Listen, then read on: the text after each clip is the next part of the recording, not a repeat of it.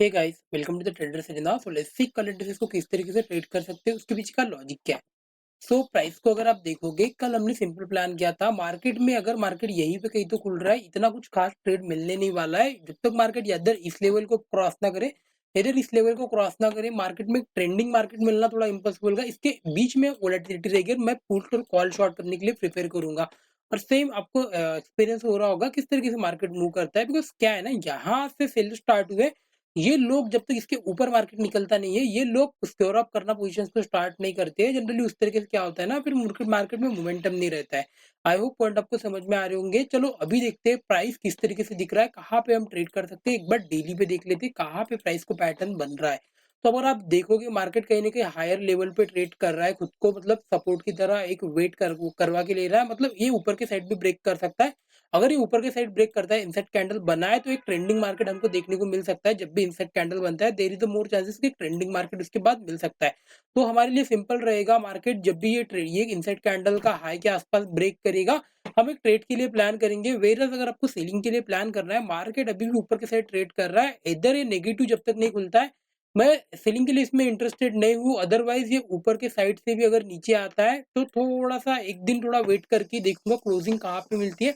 या तो फिर 12-1 बजे के बाद ट्रेड करूंगा। एक 12-1 बजे के बाद इस तरीके से एक पैटर्न मिलेगा, हाई जब भी क्रॉस करेगा 12 बजे के बाद का, तब मैं ट्रेड प्लान करूंगा। आई होप पॉइंट आपको समझ में आ रहे होंगे। अभी इन डिटेल्स में देखते हैं अब कहाँ पे हम ट्रेड प्लान कर सकते हैं। सो 50 मिनट में अगर आप देखोगे, आपको ये एक ट्रेंड लाइन यहाँ से दिख रही होगी। लेकिन क्या है ना, इश्यू क्या है, ये थोड़ा सा मतलब ये ट्रेंड लाइन मुझे पसंद नहीं आती है। ये जो ट्रेंड लाइन है, ये 45 डिग्री का एंगल, ये जनरली मुझे पसंद नहीं आता है। मेरे लिए ट्रेंड लाइन इस तरीके से जब आती है, ये एंगल में जब आती है, तब मुझे मैं थोड़ा जनरली एग्रेसिव ट्रेड काम करता हूँ। बिकॉज क्या है ना, अगर मार्केट यहाँ से लेट्स ब्रेक भी किया, तो मार्केट ऊपर जाके फिर से रिवर्स आने वाला है, फिर एक मूव करेगा। तो ये मूव में मैं एग्रेसिव ट्रेड प्लान करूंगा। आई होप पॉइंट आपको समझ में आ रहे होंगे। तो चीजों को अंडरस्टैंड करो किस तरीके से मार्केट दिख रहा है, वहां पे ट्रेडिंग इंपॉर्टेंट होती है। अगर मार्केट में प्राइस अच्छा नहीं दिख रहा है, तो बेटर है कम क्वांटिटी।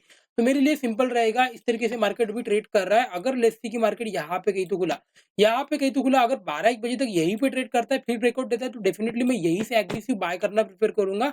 अदरवाइज अगर ये यहाँ से लेट्स सी की ब्रेकआउट दे के ऊपर के साइड जा रहा है, तो मैं यहाँ पे कुछ क्वांटिटीज के ऊपर 50% क्वांटिटी को एड ऑन करूंगा।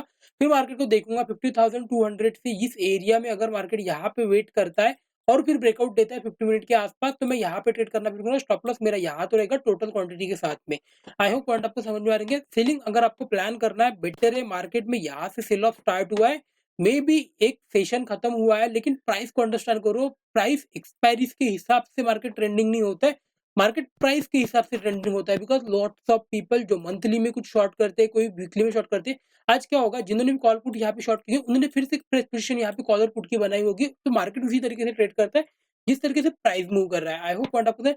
तो सेलिंग के लिए बस एक पॉइंट डिस्कस कर लो, कहाँ पे हम सेल ऑफ करेंगे। बिकॉज अगर आप देखोगे ऊपर के साइड से मार्केट इस तरीके से नीचे आ रहा है, मतलब ये फिर से नीचे आएगा, तो हो सकता है यहाँ पे फिर से सपोर्ट ले, फिर ऊपर के साइड जाएगा। तो मेरे लिए सबसे इंपॉर्टेंट क्या रहेगा ना, मार्केट थोड़ा सा पहले तो नेगेटिव ही खुले। नेगेटिव खुलने के बाद अगर आता है, तो मैं एग्रेसिव सेलिंग के लिए प्लान करूंगा। अदरवाइज मैं सेलिंग में थोड़ा इंटरेस्टेड नहीं हूँ, जब तक मार्केट को अच्छा खासा नहीं मिलता है। अगर लेट्स सी कि यहाँ पे कहीं तो खुल के मार्केट अगर नीचे आता है, लेट्स सी कि यहाँ पे कहीं तो खुला और मार्केट नीचे आता है, मैं ट्रेड करूंगा, लेकिन क्वांटिटी थोड़ा कम रखूंगा। मेरा यहाँ पे स्टॉप लॉस रहेगा 25% क्वांटिटी यहाँ पे एड ऑन करूंगा।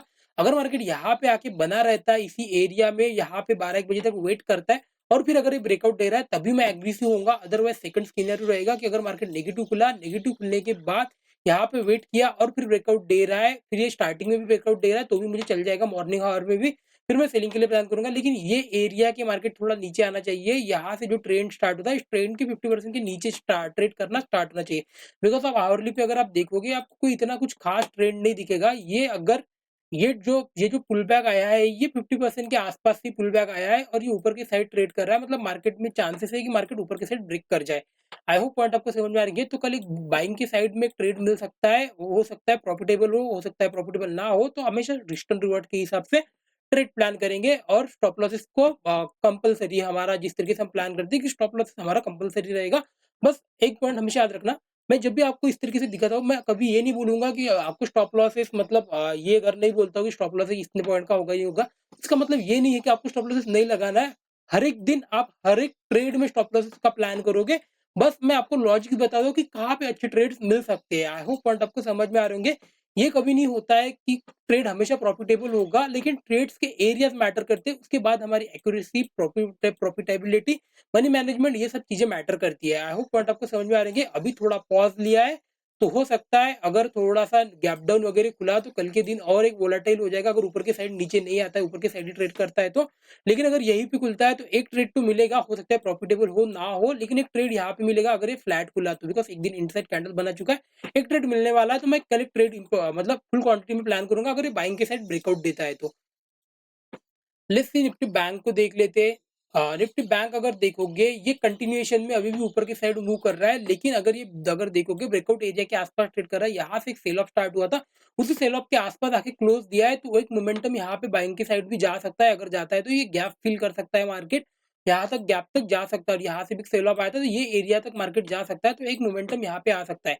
लेकिन किस तरीके से प्लान होना चाहिए, हॉर्ली में देखते हैं पहले पैटर्न किस तरीके से दिख रहा है, वहां पे उसके बाद प्लान आउट करेंगे। हार्डली में अगर आप देखोगे आपको कहीं न कहीं एक double bottom sorry head and shoulder type का एक पैटर्न दिख रहा होगा। यहाँ से मार्केट नीचे आया, ऊपर के साइड गया, फिर से नीचे के साइड आया, फिर से यहाँ पे आया, तो ये सपोर्ट मल्टीपल टाइम अभी टेस्ट कर रहा है। यहाँ पे एंड में एक पॉज़ भी लिया है, मतलब यहाँ से अगर फ्लैट खुल के डायरेक्टली ब्रेक करता है, तो इतना टारगेट मैं एक्सपेक्ट कर सकता हूँ मार्केट में, और मोमेंटम यहाँ पे आ सकता है। व्हेयरएज़ अगर आपको सेलिंग के लिए प्लान करना है, नीचे से अगर आप देखोगे मार्केट यहाँ से आया 50% से एक रिवर्सल दिया है, तो ये अभी भी सेलिंग का नहीं है। अगर ये नीचे के साइड भी यहाँ पे ब्रेक करता है तो मैं एग्रेसिव तो नहीं ट्रेड करने वाला हूँ। कुछ ट्रेड प्लान करूँगा, कुछ क्वांटिटी, लेकिन एग्रेसिव नहीं करूँगा, बिकॉज़ क्या है ना, थोड़ा-सा ट्रेंड थोड़ा-सा मतलब जब तक ये ट्रेंड के इस एरिया में ट्रेड नहीं करता है मार्केट, मैं एग्रेसिव नहीं हूँ। यहाँ पे मुझको कुछ क्वांटिटी को शॉर्ट कर सकता हूँ, वहाँ पे प्राइस एक्शन के हिसाब से 50 मिनट में देखेंगे इन डिटेल्स में किस तरीके से प्लान आउट कर सकते हैं।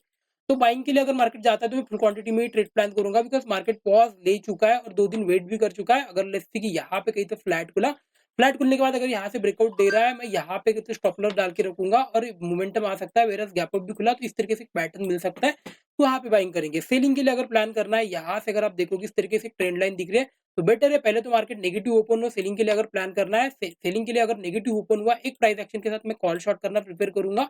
यहाँ पे इस एरिया तक जब तक मार्केट नहीं आता, 50,500 के नीचे जब एक प्राइस एक्शन बनेगा, 5 मिनट में हो गया, 50 मिनट में हो गया, ये राउंड लेवल भी है यहाँ पे, तो मैं इसके नीचे एग्रेसिव ट्रेड करना प्रेफर करूंगा, बिकॉज़ वहाँ पे बहुत सारे फिर पोजीशंस बने होंगे। वो पोजीशन जब स्क्योर अप होंगे तो एक मोमेंटम वहाँ से कंटिन्यू हो सकता है। आई होप पॉइंट आपको समझ में आ रहे होंगे। चलो, कल सेंसेक्स का एक्सपायरी है तो देख लेते हैं उसमें भी किस तरीके से एक मोमेंटम आ सकता है, बिकॉज़ जिस हिसाब से निफ्टी 50 दिख रहा है, तो सेंसेक्स में भी कल एक्सपायरी ट्रेड मिल सकता है। यहाँ पे ये सेंसेक्स थोड़ा-सा अच्छा दिख रहा है, अगर आप इंस्टेड निफ्टी को अगर आप देखोगे, इंस्टेड ऑफ निफ्टी सेंसेक्स थोड़ा-सा अच्छा दिख रहा है, यहाँ पे थोड़ी ट्रेंड लाइन थोड़ा-सा अच्छी खासी बेंड हुई है। तो यहाँ से अगर एक डायरेक्टली ब्रेक करता है तो एक ऑप्शन बाइंग का आपको मोमेंटम मिल सकता है। तो किस तरीके से होना चाहिए, बाइंग के लिए प्लान करेंगे। सेलिंग के लिए अगर नेगेटिव खुलता है तभी ऑप्शन बाइंग का सिनेरियो बनेगा, क्योंकि वो तो फिर आप निफ्टी में भी कर सकते हो। यहाँ पे अगर कहीं तो खुलता है इसी एरिया से लेके इसमें खुलता है तभी एक ऑप्शन बाइंग का प्लान मिलेगा। अदरवाइज़ अगर आपको बाइंग के साथ ऑप्शन बाइंग करनी है तो इस तरीके से ये ट्रेंड चल रहा है, बेटर है मार्केट को 82,200 के ऊपर आने दो।